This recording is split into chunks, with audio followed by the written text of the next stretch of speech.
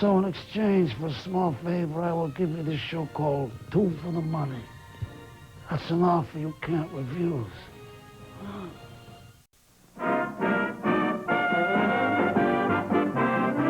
Presenting the comedy quiz show, Two for the Money, with Fred Allen taking over this week for Herb For the money, and here is Mr. Fred Allen. Here he is.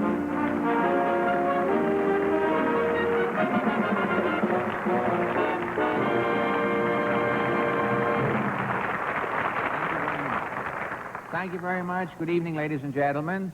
I imagine that you're wondering what I'm doing here replacing Herb Schreiner for tonight, and I'll certainly be happy to tell you, because Herb called me up yesterday morning, and he was a little jittery on the telephone. He said, Fred, I've got to get out of town right away. And I said, Herb, you sound excited. Is there something wrong? And he said, well, I'll tell you. Last night, somebody broke into the bird house at the Central Park Zoo and killed a stork. And I said, well, what has that got to do with you? And he said, well, you know, I became the father of twins just 3 or 4 days ago, and if somebody's killing the stork today, he said, it certainly looks mighty suspicious. He said, I think I better get out of town and hide until this thing blows over. So that is what Herb is doing. He is hiding with Dr. Jekyll, and he'll be back. He'll be back next week. He left me the money, so I know how to play the game. I mean, all you need to play the game is enough contestants and enough money. And the only thing he forgot in the excitement was to leave me a few of his Indiana jokes. Herb is the only comedian in television who has a whole state working for him. The state of Indiana. People in Indiana get up in the morning and say funny things and do funny things all day long, all through the week, so that Herb can talk about them on his television show at the end of the week.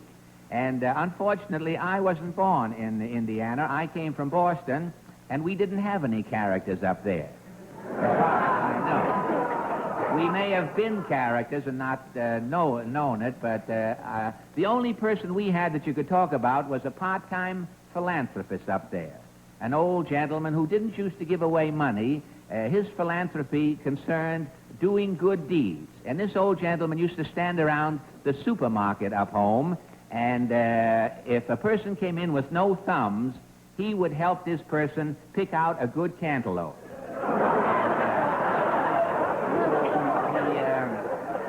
He finally made a lot of money because as he got older, his fingernails got longer, and he cut a melon there toward the end that really amounted to something. Well, I guess that explains why Herb is not here, ladies and gentlemen, and we'll go ahead with the game. Ken, have we got some folks to play Two for the Money?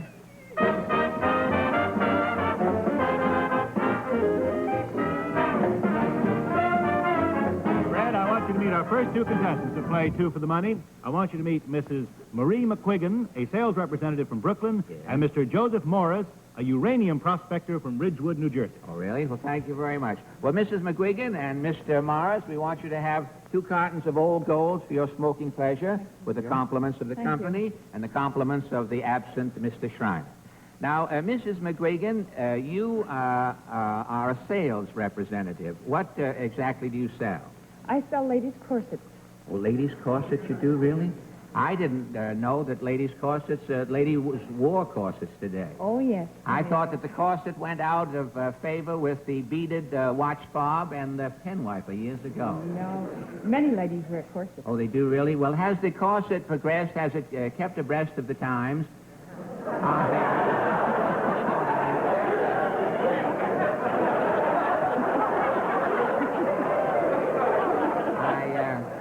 I thought I was Arthur Godfrey for a minute. I mean, are there any innovations involved? Well, yes, the construction is better now. It's made of, the stays and supports are made of surgical steel. Oh, the corsets now have steel in them. Well, isn't that rather dangerous, wouldn't you say? If a man had a big magnet, he could pull girls into doorways. I mean, it might lead to something. Well, tell me, what were the supports formerly made of? They were formerly made of whalebone. Oh, whalebone. And now, of course, whalebone is passé. Is that it? Yes. Along with the whale. Yes. Well, steel is much better. It's flexible and When a lady has steel in her corset, when she bends, the corset bends with her. Oh, otherwise, of course, she would show her mettle if the... Well, tell me, what is the biggest, what is the largest woman you have ever made a corset for, Mrs. McGuigan? Well, I had a lady, she weighed 300 pounds. Oh, really? Just one lady? Well, 300 pounds, you could have taken her bones and made a whale for a corset. Well, it's been nice talking to you. And now, Mr. Morris, it says here that you are a uranium prospector from Ridgewood, New Jersey. Is that true? That's right. Well, is there much uranium in Ridgewood, New Jersey? I only live in Ridgewood. I do my prospecting out in Utah. Oh, in Utah. You don't commute every day, do you? No. Well, tell me, how long have you been prospecting? I started doing it last summer, but I haven't done anything this winter. Oh, you've had a short career, as it were. That's right. But, well, I guess about all a prospector can do in the wintertime is dig up an occasional lucky buck if he takes the right paper. Well, tell me, have you ever brought home any uranium to New Jersey?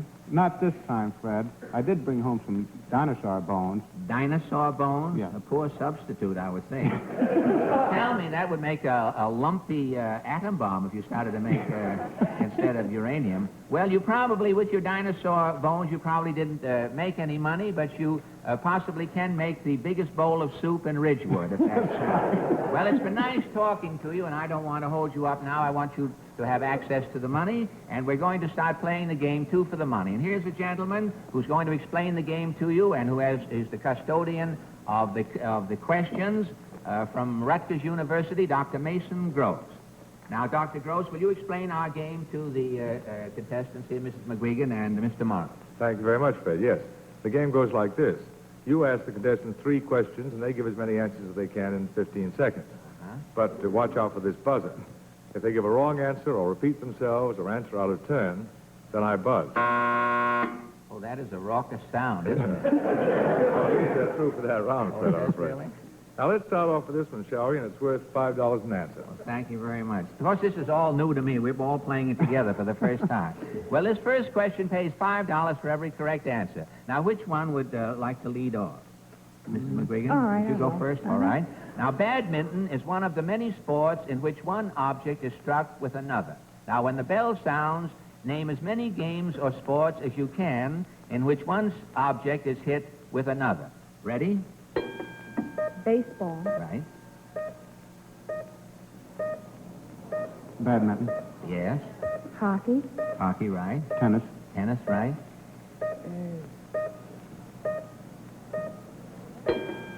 Oh, I'm sorry. We should have You done had that. 4 correct answers at $5 each, so in the next round, every correct answer will be worth $20.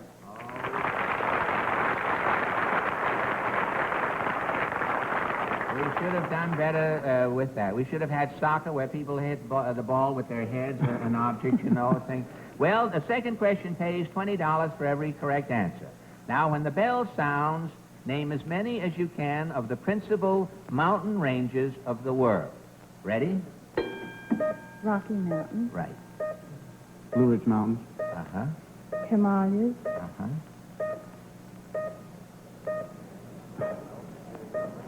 Appalachian Mountains, Uh-huh. Good. Andes. Andes, good. You had 5 correct answers at $20 each, so in the final round, every correct answer will be worth $100.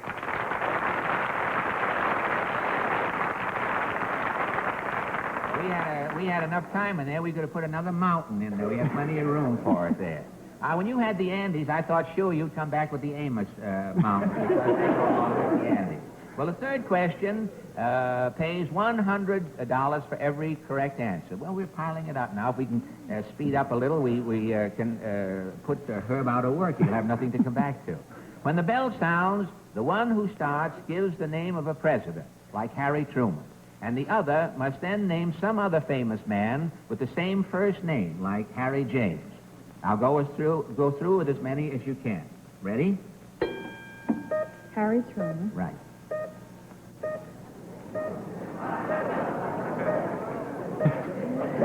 Harry James, Harry James, good. John Rockefeller. John Rockefeller III, John, You had 3 correct answers at $100, giving you a grand total on our old gold scoreboard of $300.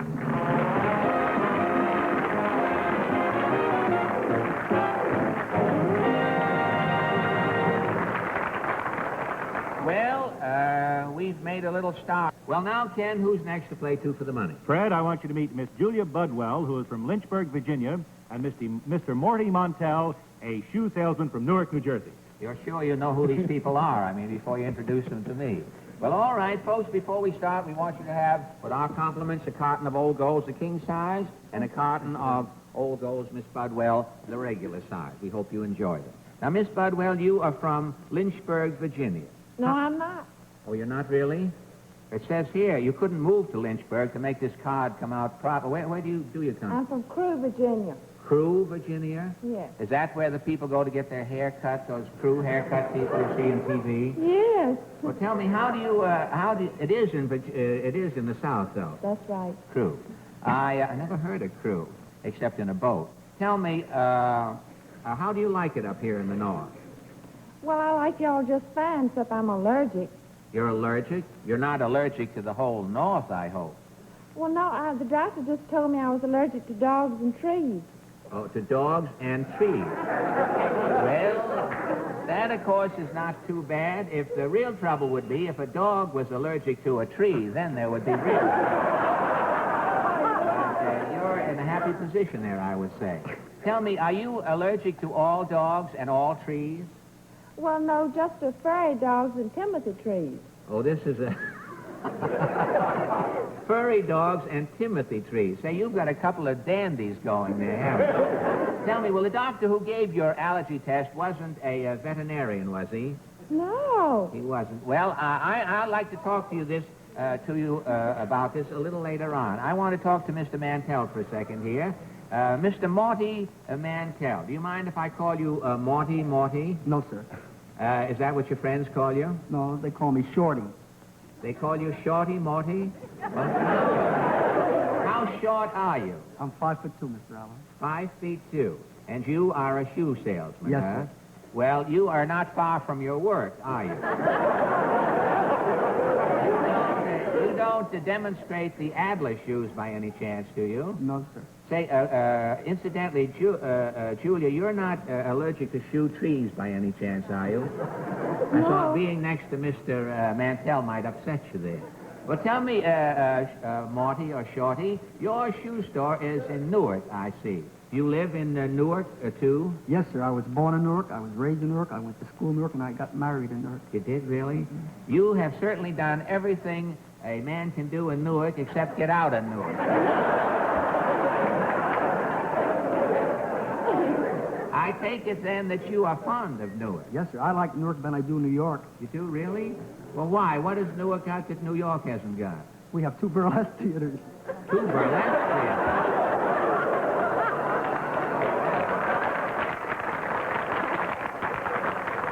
I can see that you are a man with civic pride. 2 burlesque theaters. Morty, you may be a shoe salesman, but something tells me your mind is not on the feet. Tell me now, what kind of a shoe store do you have? Just the usual shoe lines you handle? We're a family shoe store, Mr. Allen, but we have women's shoes up to size 12 triple E. Size 12 triple E? Yes, sir. Say, a woman's shoe size 12, it must look like a salami with laces on it. Well, I'd like to find out a little more about those burlesque houses, but I think the time, you don't think that's one of the girls from the burlesque show, is it? They might have seen the runway in here and come in here through accident, you see. But we'll give you a chance to play 2 for the money. Now, Dr. Gross, do we have a question available? Now, the first question pays $5, as you understand, for every correct answer. Now, which one of you would like to start off? Ladies first. All right, Miss Budwell. When the bell sounds, name as many different things as you can that people wear on their feet. Ready? Shoes, Stockings. Good. socks, Right. Laces. Yeah. shoelaces, Counters. Yeah. bunion pads, Corn pads. 8 correct answers at $5 each. So in the next round, every correct answer will be worth $40.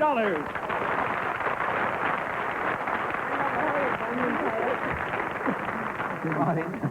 You did very well. Now, you had everything on feet but feet themselves. Well, the second question pays $40 for every correct answer.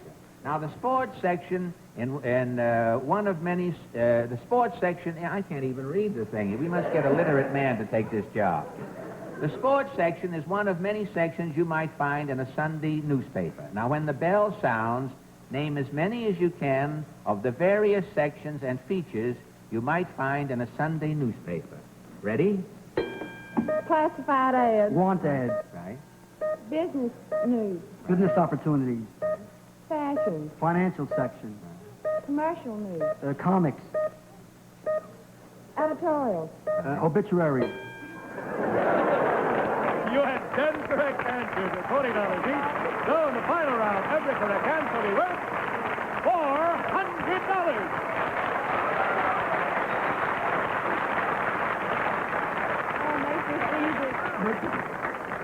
Well, you just got those obituaries in time. You'd have been dead if you hadn't been. Well, this third question, this is frightening. This show may be through right after this next round. Yes. The third question pays $400 for every correct answer. Now, I'm frightened already. When the bell sounds, now compose yourself, Julia. When the bell, Morty, get a grip on yourself. When the bell sounds, name as many of our states as you can that touch the Mississippi River. Ready? Mississippi. Ohio. That's too bad. Ohio's on the Ohio River, but it's some distance from the Mississippi. That's too bad. I'm sorry. Ken, tell me, how did we do? You had 1 correct answer in the final round, giving you a grand total on our old gold scoreboard of $400.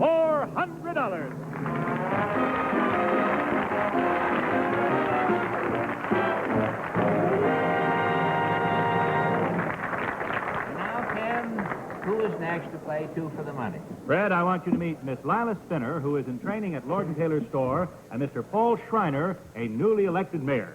All right, Mr. Spinner and Mr. Schreiner, with our compliments, we want you to have a carton of old golds for your smoking pleasure. You can have Mr. Mantell, who didn't pick his up.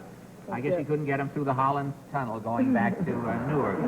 And Miss Spinner. Miss Spinner, you are in training at Lord & Taylor. What does that involve? No, Mr. Schreiner, I think this is a name intrigues me here, the name of Schreiner. I think I better talk to you first. There's something excites me here. You are Schreiner. You, by any chance, are not a relative of Herb Schreiner's, are you? No, I'm not, Fred. Because I was going to say, if you were, you picked the wrong week to come on, didn't you? If you had any duplicity planned. And if you're not related to Herb, then you're not from Indiana, are you? No, Fred, I'm from Ohio. Oh, you shouldn't have mentioned that. They lost that last question with Ohio. Tell me, you're from, your name is Schreiner, and you don't even get an extra, I'll give you an extra carton of cigarettes, even though you're not from Indiana. Thank you, Fred. With Herb's compliments. Tell me, what town in Ohio are you from? I'm from Janaden Hutton. From, what is Janaden Hutton? Janaden Hutton, you say? Janaden Hutton. It sounds like the noise you would hear if somebody ran a set of false teeth down a Venetian blind. How do you spell Janaden Hutton? Gnadenhutten. Well, that's very interesting, isn't it? Well, you're pretty well-winded when you get to the end of it. Tell me, what do you have out there in Janaden Hutton besides too many letters in the word itself? The Janaden Hutton area, Fred, is known as the sewer pipe center of the world. The world's headquarters for sewer pipes. It's some distinction, isn't it? In other words, when everything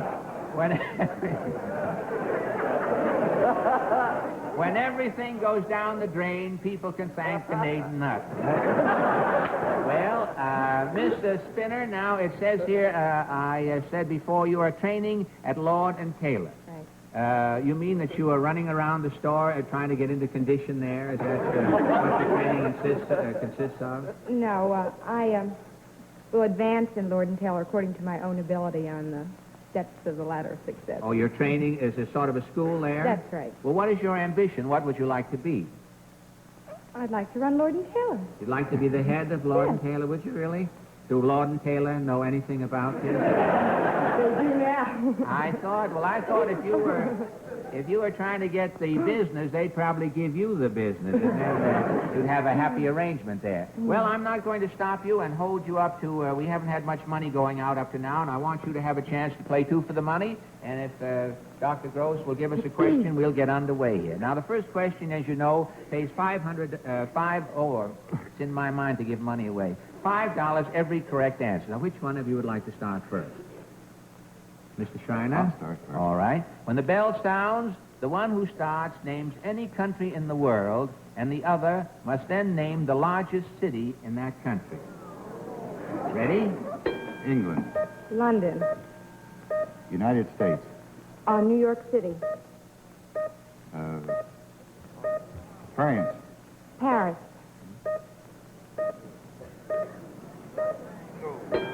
Correct. You had 6 correct answers at $5 each, so in the next round, every correct answer will be worth $30.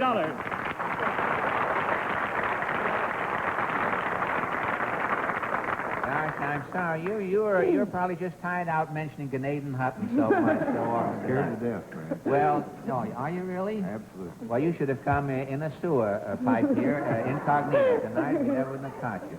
Well, the second question pays $30 for every correct answer. Now, are we all composed? You're not nervous, are you? No, just quiet down. I want to do a job on here because if I don't give enough money, Herb will be mad when he comes back next week.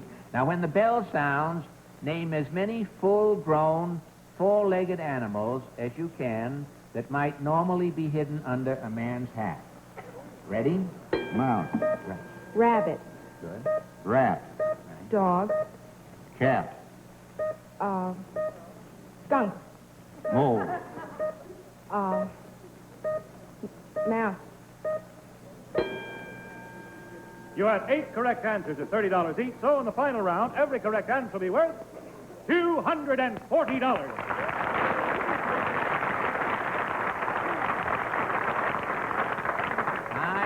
I smelled another mouse in there. I think we had 2 mice in that last one. But if the doctor didn't have his device turned on and didn't hear it,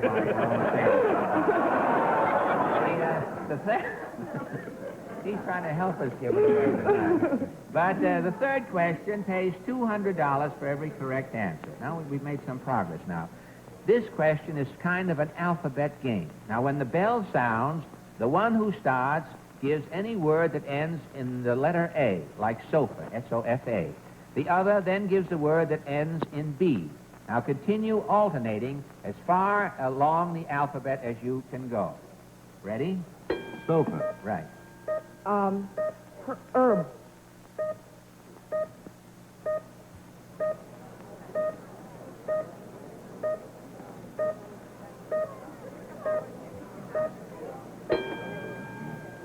You had 2 correct answers at $240 each, giving you a grand total on the old gold scoreboard of $480. For Fred Allen, so here he is.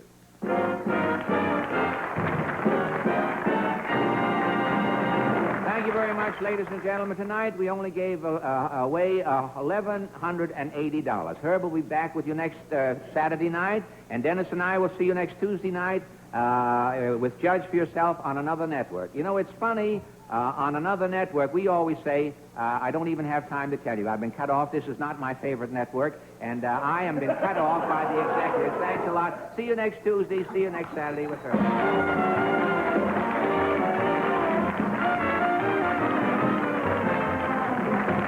Two for the Money is a Mark Goodson, Bill Codman production.